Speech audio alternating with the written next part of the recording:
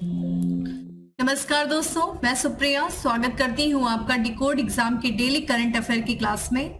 दोस्तों, आज हम अपनी करंट अफेयर की क्लास में डिस्कस करेंगे 22 जून से रिलेटेड करंट अफेयर को।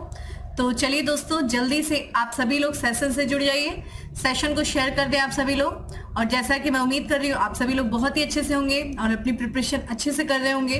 और इसी के साथ साथ मैं ये भी उम्मीद कर रही हूँ कि आप लोग डेली करंट अफेयर की जो PDF है जो आपको टेलीग्राम ग्रुप पे प्रोवाइड की जाती है उसको आप डेली डाउनलोड करके अपनी शॉर्ट नोट्स भी बना रहे होंगे।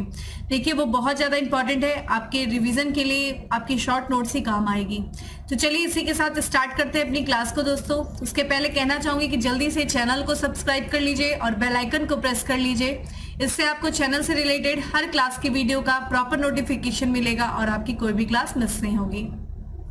चलिए इसी के साथ स्टार्ट करते हैं, अपने सबसे पहले प्रश्न की तरफ बढ़ते हैं। जैसे मैं क्वेश्चंस रीड कर रही हूँ, कोशिश करिएगा आप लोग कमेंट बॉक्स में आंसर करने का। तो दोस्तों, हमारा आज का सबसे पहला प्रश्न है कि भारतीय सेना ने कहां पर बहुराष्ट्रीय अभ्यास खान क्वेस्ट 2023 में भाग लिया है। तो देखिए, ये बहुराष्ट्रीय यानी कि कई सारे राष्ट्र जो हैं इस खान क्वेस्ट अभ्यास में भाग ले रहे हैं और ये अभ्यास कहां पे आयोजित किया जा रहा है जिसमें भारतीय सेना ने भी भाग लिया है। ऑप्शंस आपके सामने दोस्तों, मिस्र, मंगोलिया, लेबनान या फिर चीन। तो करेक्ट आंसर इस बी है। ठीक है, मंगोलिया में आयोजित किया जा रहा है अभ्यास खान क्वेस्ट। ठीक है, और ये अभ्यास देखिए दोस्तों शुरू हुआ है 19 जून को शुरू किया गया है। ठीक है, अभ्यास खान एक्सरसाइज खान क्वेस्ट। ठीक है, ध्यान रखिएगा। और चूंकि हमने बताया कि ये बहुराष्ट्रीय अभ्यास है इसलिए इस पे देखा जाए तो बहुत सारे देश, लगभग 20 से अधिक जो देश हैं उनके सैन्य दल और साथ ही साथ पर्यवेक्षक राष्ट्र भी रहे उनके भी भागीदारी जो है इस अभ्यास में हमें देखने को मिल रही है। इस अभ्यास का दोस्तों जो उद्घाटन किया गया है वो मंगोलिया के जो राष्ट्रपति हैं दोस्तों, जिनका नाम है उखनागिन खुरेलसुख, इनके द्वारा जो है इस अभ्यास का उद्घाटन किया गया है। चूंकि इस अभ्यास का जो आयोजन किया जा रहा है ये एक सह प्रायोजित अभ्यास है, यानी कि इस अभ्यास का जो आयोजन किया जा रहा है वो मंगोलिया सशस्त्र बल और साथ ही साथ United state army Pacific command के द्वारा जो है इस अभ्यास का प्रायोजन किया जा रहा है। चूंकि एक भारत ने भी इसमें भाग लिया है, तो भारत की कौन सी टुकड़ी इसमें जो है भाग ले रही है, तो भारतीय सेना का जो प्रतिनिधित्व कर रहा है वो गढ़वाल राइफल की टुकड़ी जो है वो इस खान क्वेस्ट अभ्यास 2023 में भागीदारी कर रही है। चूंकि ये 19 तारीख को शुरू हुआ है दोस्तों और ये 14 दिवसीय यानी कि 14 दिनों तक इस अभ्यास का आयोजन किया जाएगा। और इस अभ्यास का बेसिकली उद्देश्य क्या है, जितने भी भाग लेने वाले जो राष्ट्र हैं, जो देश हैं, उनके बीच में एक अंतर क्षमता को बढ़ावा देना। इतना ही नहीं, इन देशों के बीच में जो भी इन देशों की सेनाओं का जो अपना अनुभव है उन अनुभव को एक दूसरे से साझा करना। और ये दोस्तों ये जो देश होंगे इनके संयुक्त राष्ट्र शांति अभियान के लिए भी वर्दीधारी जो कर्मी होंगे उनको प्रशिक्षित करना। तो जैसा कि आपको पता है, संयुक्त राष्ट्र की जो शांति पुलिस होती है, जो सैनिक होते हैं, जो विभिन्न देशों में गृह युद्ध के दौरान या किसी भी तरह की जो परिस्थिति विकराल हो जाती है उसमें वो जाते हैं। ठीक है, वहां पे शांति स्थापित करने के लिए, तो उनके लिए भी जो है उनके लिए भी कर्मियों को प्रशिक्षित करने का बेसिकली ये अभ्यास का उद्देश्य हमें देखने को मिल रहा है। ठीक है, तो खान क्वेस्ट ध्यान रखिएगा अभ्यास मंगोलिया में आयोजित किया गया है भारत की तरफ से। ठीक है, गढ़वाल राइफल की टुकड़ी ने भाग लिया है। क्योंकि बात कर रहे हैं दोस्तों मंगोलिया की, देखिए ये आपके सामने वर्ल्ड मैप खुला हुआ है। ठीक है, एशिया का है ये मैप और आपको देखने को मिलेगा मंगोलिया जो कि पूरी तरीके से लैंडलॉक कंट्री है। ठीक है, यानी कि इसकी कोई भी अपनी कोई सामुद्रिक सीमा नहीं है। ठीक है, ये दो देशों के बीच में स्थित है, रसिया और देखिए ध्यान रखिएगा चाइना। मंगोलिया के बारे में आप लोगों ने पढ़ा भी होगा, हिस्ट्री में पढ़ा होगा, चंगेज खां के बारे में पढ़ा होगा, ये मंगोलिया का ही था। मंगोलिया की दोस्तों जो राजधानी है वो है उलम्बटोर है और यहाँ की जो मुद्रा है, करेंसी है, वो टुगरिक है।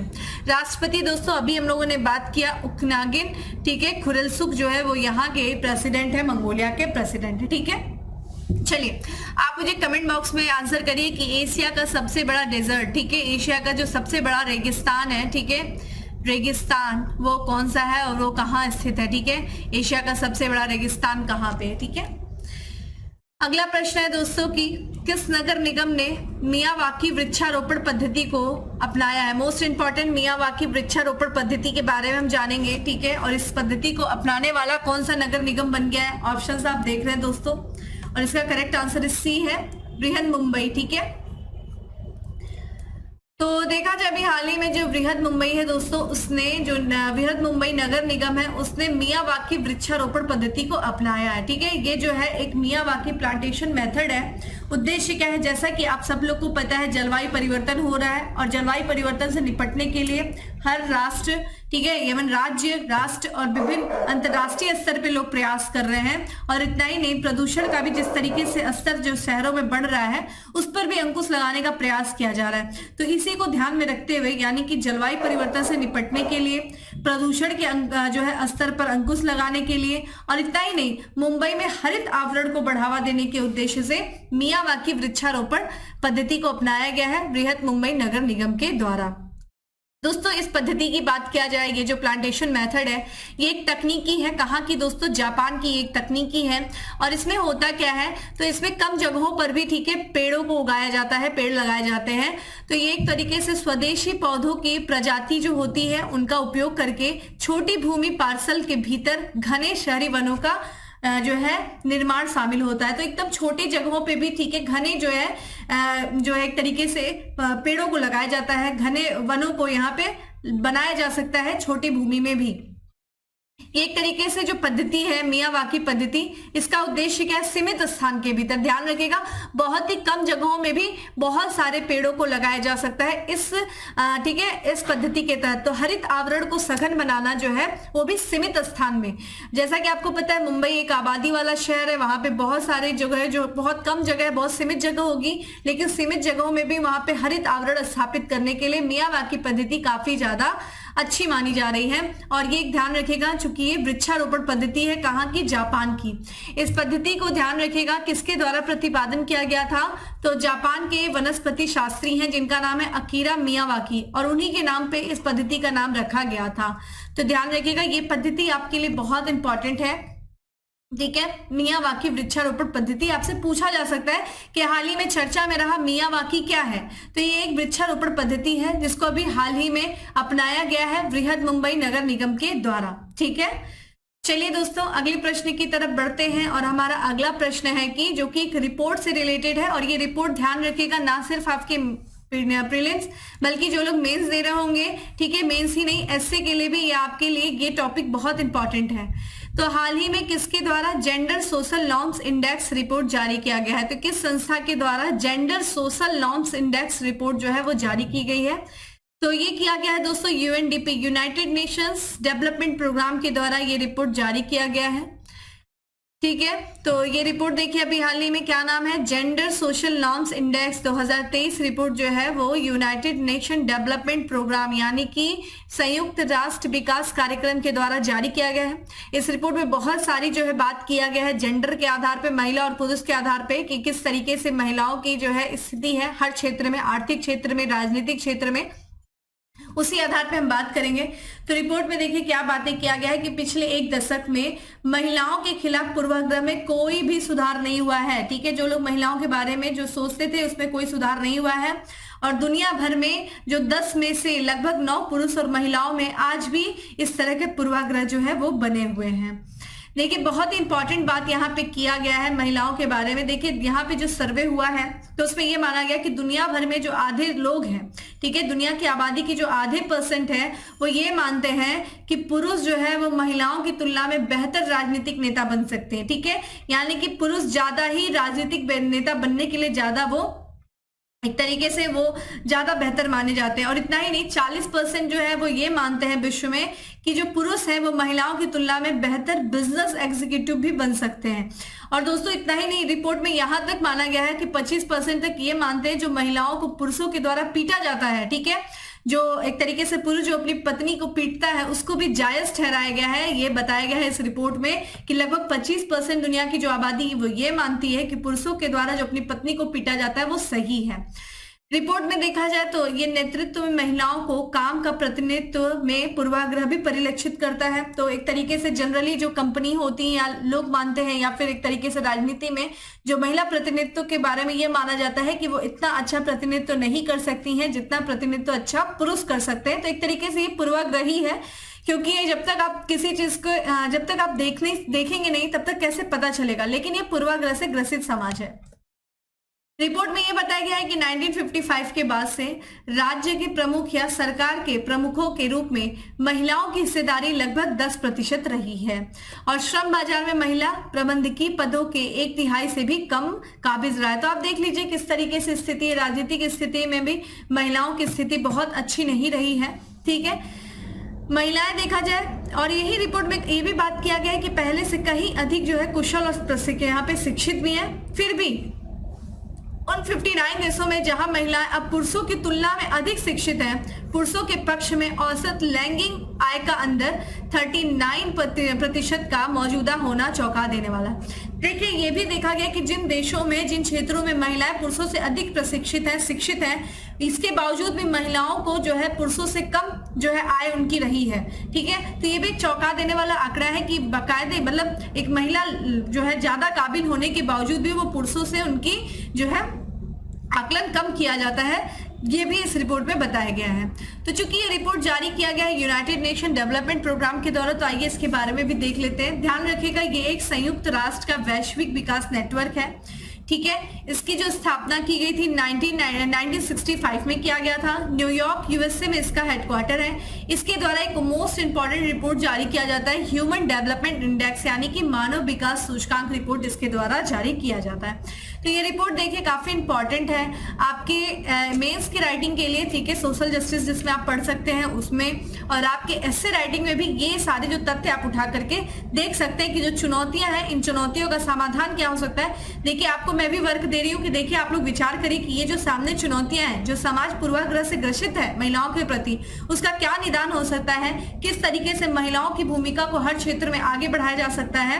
ठीक है, आप मुझे बताइए कि क्या इस तरह की चीजें हो सकती है। कोशिश करिए आंसर फ्रेम करने की और कमेंट बॉक्स में मुझे बताइए कि आप लोगों ने किया है या नहीं।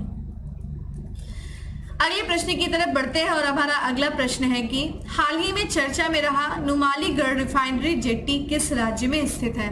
नुमालीगढ़ रिफाइनरी जेट्टी किस राज्य में स्थित है दोस्तों? ये स्थित है असम में। ठीक है,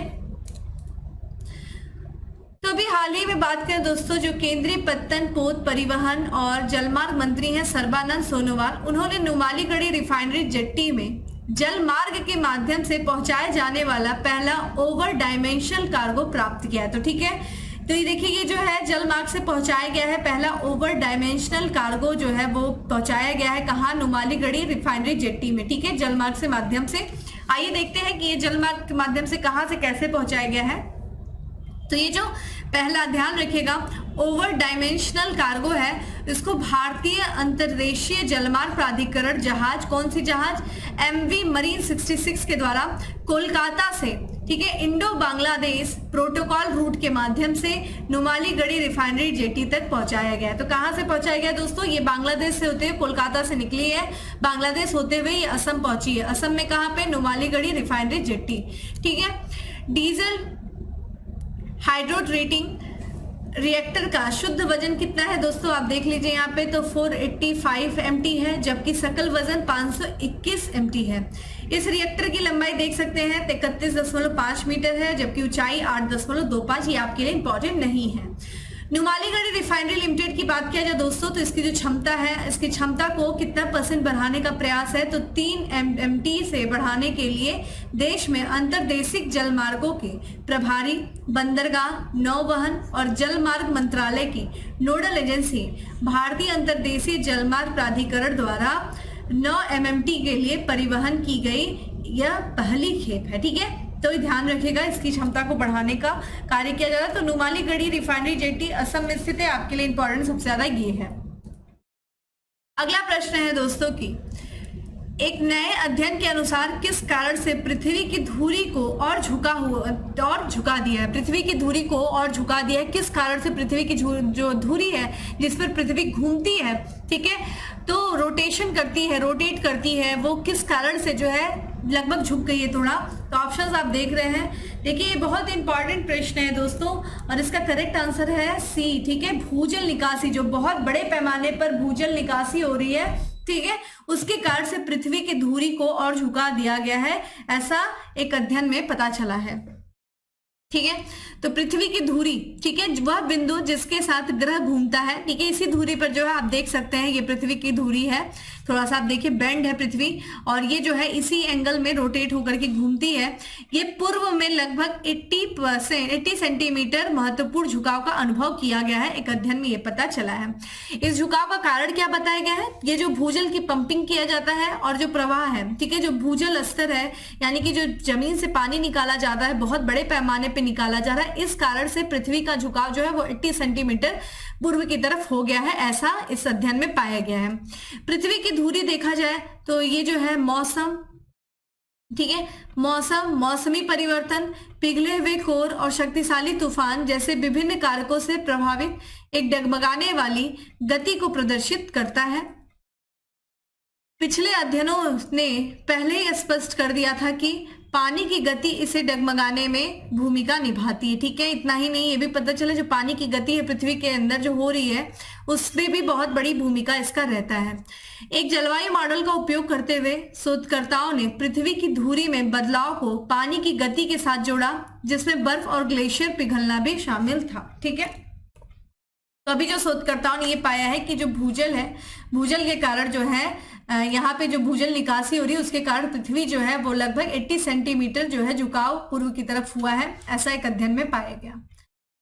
आइए यहाँ पे एक रिपोर्ट और देख लेते हैं दोस्तों। तो अभी देखिए हाल ही में जो संयुक्त राष्ट्र की एक महत्वपूर्ण एजेंसी है जिसका नाम है खाद्य और कृषि संगठन, फूड एंड, ठीक है, एग्रीकल्चर ऑर्गेनाइजेशन, इसके द्वारा एक रिपोर्ट अभी हाल ही में एक नई रिपोर्ट जारी किया गया है, फूड आउटलुक रिपोर्ट, यानी कि खाद्य आउटलुक रिपोर्ट जारी किया गया है। और इसमें जो है इस रिपोर्ट में जो खाद्य आयात होता है, ठीक है, विभिन्न देशों के द्वारा जो खाद्यान्न जो फूड जो है इंपोर्ट किया जाता है उस पर जो है महत्वपूर्ण बातें की गई हैं, उस पर चिंता का खुलासा किया गया है, क्योंकि ये जो आयात होता था ये कम हुआ है।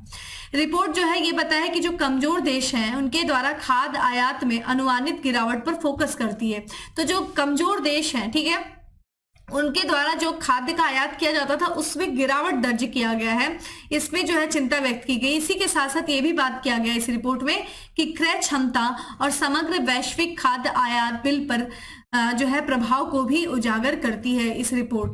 तो ध्यान रखिएगा ये जो रिपोर्ट है, ठीक है, फूड आउटलुक रिपोर्ट, ये ध्यान रखिएगा ये FAO यानी कि खाद्य और कृषि संगठन जो कि एक संयुक्त राष्ट्र की एजेंसी, उसके द्वारा ये रिपोर्ट जारी किया गया है। इस रिपोर्ट में जो विभिन्न कमजोर देशों के द्वारा जो खाद्य आयात होता था उस पर काफी ज्यादा गिरावट दर्ज करने पर चिंता व्यक्त की गई है, ये इस रिपोर्ट में बात किया गया है। तो इस रिपोर्ट के भी बारे में ध्यान रखिएगा। अगला प्रश्न है दोस्तों की रक्षा मंत्रालय ने किस देश से 31 MQ-9B सशस्त्र ड्रोन के अधिग्रहण को मंजूरी दी है? तो भारत सरकार का जो रक्षा मंत्रालय दोस्तों वो किस देश से 31 MQ-9B सशस्त्र ड्रोन खरीद रही है? तो इसका करेक्ट आंसर है अमेरिका, ठीक है। तो यहाँ पे बात करते हैं इस ड्रोन के बारे में। सबसे पहले बात करेंगे कि भारत सरकार का जो रक्षा मंत्रालय है वो अमेरिका से 31 MQ-9B सशस्त्र ड्रोन के अधिग्रहण को मंजूरी दी है, ठीक है। रक्षा अधिग्रहण परिषद ने $3 अरब से अधिक की लागत से सशस्त्र प्रीडेटर मानव रहित हवाई वाहन की खरीद को मंजूरी दी है।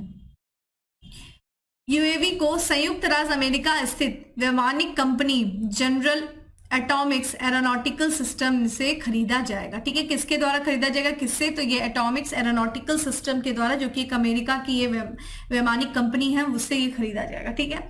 आइए प्रीडेटर ड्रोन के बारे में पढ़ लेते हैं ये क्या है। तो जनरल, ठीक है, एटॉमिक्स एरोनॉटिकल सिस्टम इंक द्वारा निर्मित प्रीडेटर UV को आमतौर पर किस नाम से जाना जाता है? MQ-9 कहा जाता है, ठीक है। तो इसे MQ-9 को ही प्रीडेटर UV के भी नाम से, UAV के भी नाम से जाना जाता है, ये ध्यान रखिएगा। इसके बारे में बात करें, इसकी विशेषताओं के बारे में, MQ-9 तो ये एक प्रभावशाली सहन शक्ति है, इसके अंदर है जो बिना ईंधन भरे 27 घंटे से अधिक समय तक उड़ान भरने में, देखिए ये बिना ईंधन के भी 27 घंटे तक उड़ान भर सकता है। इसके बारे में देखें तो इसमें 240, ठीक है, नॉट्स टू एयर स्पीड तक की गति तक ये पहुंच सकता है। UAV को 50,000 फीट की अधिकतम परिचालन सीमा के साथ उच्च ऊंचाई पर संचालित करने के लिए डिजाइन किया गया है। इसके पास पर्याप्त पेलोड क्षमता है जो इसे 3850 पाउंड, लगभग देखा जाए तो 1740 किग्रा उपकरण, सेंसर व अन्य मिशन विशिष्ट पेलोड तक ले जाने की अनुमति देता है। इसके अतिरिक्त MQ-9 जो है, MQ-9 में 3000 पाउंड के अधिकतम वजन के साथ हथियार और अतिरिक्त ईंधन जैसे बाहरी सामान ले जाने की क्षमता है। तो ये इस, ठीक है, प्रीडेटर ड्रोन जिसकी तस्वीर आप स्क्रीन पे देख रहे हैं, ये इसकी जो है सारी विशेषताएं थी। ठीक है, तो ये ध्यान रखिएगा, इससे हम जो है अमेरिका से जो है इसे हम ले रहे हैं। अगले प्रश्न की तरफ बढ़ते हैं दोस्तों। अगला प्रश्न है कि किस राज्य के स्थानीय लोग मुदुमल गांव के मेनहीर के लिए यूनेस्को दर्जे की मांग कर रहे हैं। मेनहीर देखिए, ध्यान रखिएगा, एक जो है खड़ा पत्थर होता है, ठीक है, जो जमीन से लगा होता है, और उसमें जो है ये किस गांव के लोग हैं, किस राज्य के लोग हैं, ठीक है, मुदुमल गांव के, जो इस मेनहीर पत्थर के लिए यूनेस्को दर्जे की मांग कर रहे हैं। दोस्तों इसका करेक्ट आंसर है तेलंगाना। देखिए आप ये तस्वीर पे देख सकते हैं, यही आपका मेनहीर है जो कि एक बड़ा और सीधा खड़ा पत्थर है। ठीक है, तो यहाँ पे ये तेलंगाना का गांव है दोस्तों, मुदमुल गांव, और ये देखा जाए ये जो है दक्षिण पूर्व एशिया में मेनहीर में के सबसे बड़े समूह में से एक है, ये सबसे बड़ा समूह का केंद्र है ये। और जिस कारण से यहाँ के स्थानीय जो लोग हैं, ठीक है, इस गांव के जो स्थानीय लोग हैं मुदमुल गांव के, वो इस पत्थर को, किसे दोस्तों, इस मेनहीर को यूनेस्को दर्जा देने की मांग कर रहे हैं। मेनहीर क्या है दोस्तों, बड़ा और सीधा खड़ा पत्थर है जिसकी तस्वीर आप स्क्रीन पे देख रहे हैं। और ध्यान रखिएगा ये प्रागैतिहासिक काल के समय का है। देखिए हम लोगों ने इतिहास में पढ़ा है ना, 3 टाइम होता है, 3 समय होता है।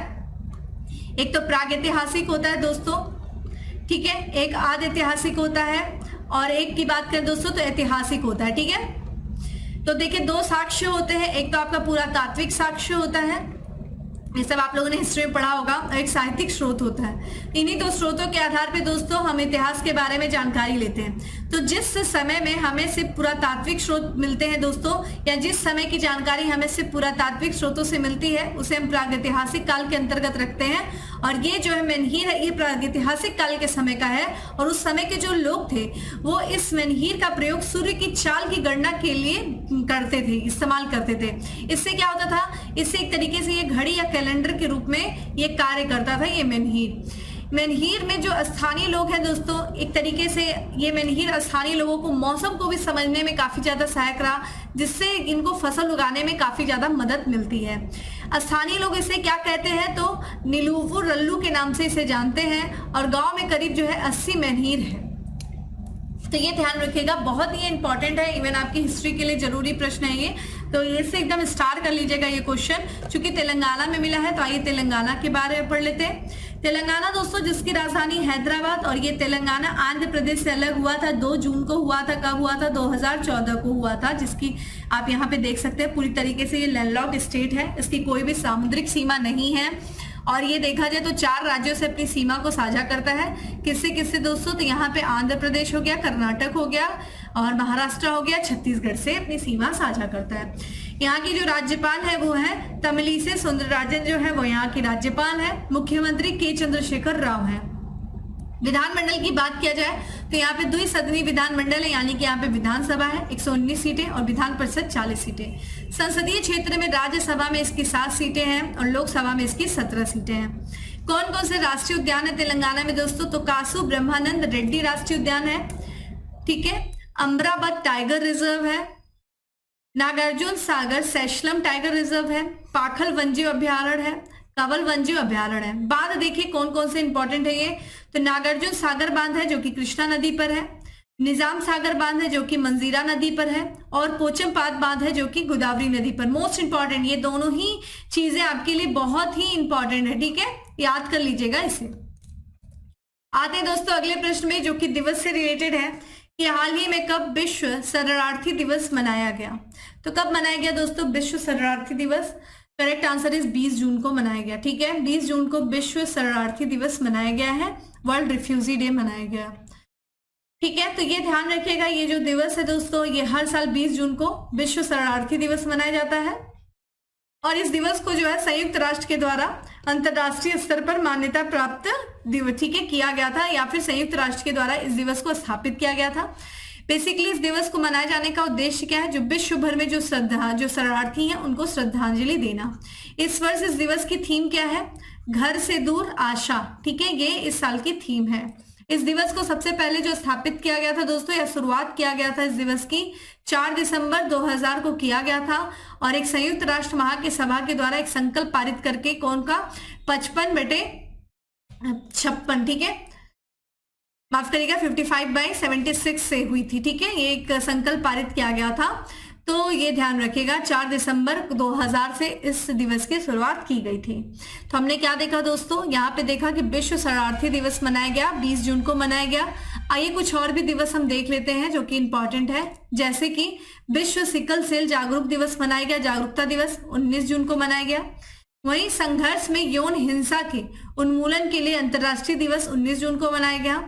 ठीक है, ऑटिस्टिक गौरव दिवस मनाया गया 18 जून को। हेट स्पीच के खिलाफ अंतर्राष्ट्रीय दिवस मनाया गया 18 जून को, और वही वैश्विक पवन दिवस मनाया गया 15 जून को मनाया गया। ठीक है, अगले प्रश्न की तरफ बढ़ते हैं दोस्तों। अगला प्रश्न है कि किस राज्य सरकार ने गृह ज्योति योजना गरीबों के लिए सपनों का आवास शुरू किया है?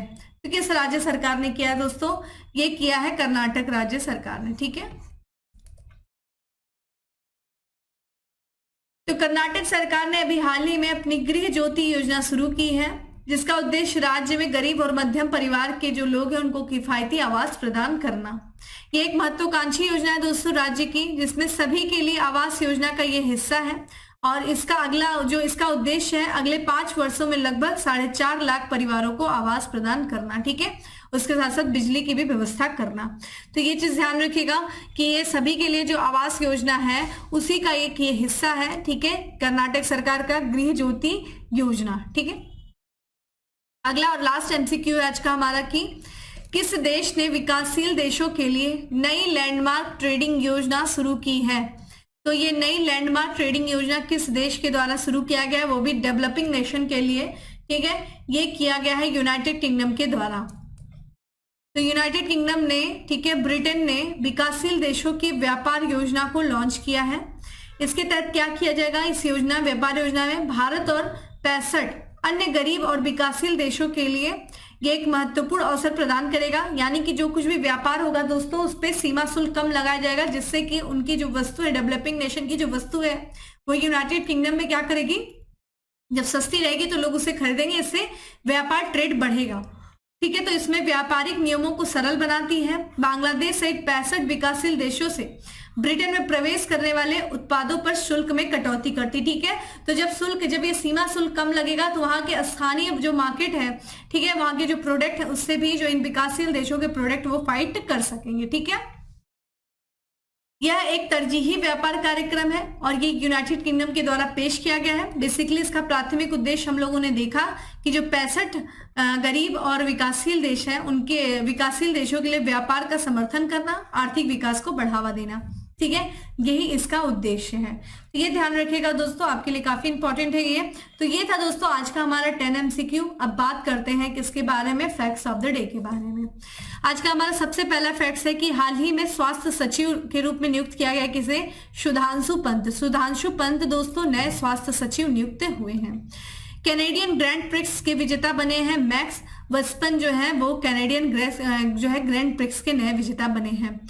यूरोपीय निबंध पुरस्कार 2023 का जो है प्राप्त किया किसने, अरुंधति राय। देखिए अरुंधति राय का प्रश्न एग्जाम में भी आया था। वही देखा जाए हाल ही में एक इतिहास रचा गया है, ठीक है, भवानी देवी जी के द्वारा, और ये क्या है कि एशियाई तलवारबाजी चैंपियनशिप में भारत की तरफ से पहली बार पदक जीतने वाली खिलाड़ी बन गई कौन दोस्तों, भवानी देवी। इन्होंने इतिहास रच दिया है। ठीक है, वही बात करें पनामा में भारत का पहला राजदूत नियुक्त किया गया है किसे, सुमित सेठ को किया गया है। तो दोस्तों ये था आज का हमारा करंट अफेयर। उम्मीद करती हूँ आपको अच्छा लगा होगा। अच्छा लगा है तो लाइक कर दीजिएगा, ज्यादा से ज्यादा लोगों को शेयर कर दीजिएगा। और डेली करंट अफेयर की PDF जो है वो टेलीग्राम ग्रुप पे अवेलेबल है, जिसका लिंक आपको डिस्क्रिप्शन बॉक्स में दिया हुआ है। जाइए डाउनलोड करिए, और ना सिर्फ डाउनलोड करिए बल्कि अपनी शॉर्ट नोट्स बनाइए, रिविजन करिए। चलिए दोस्तों फिर मिलते हैं हम अपने अगले सेशन में, तब तक के लिए bye, have a good day, stay safe and stay happy.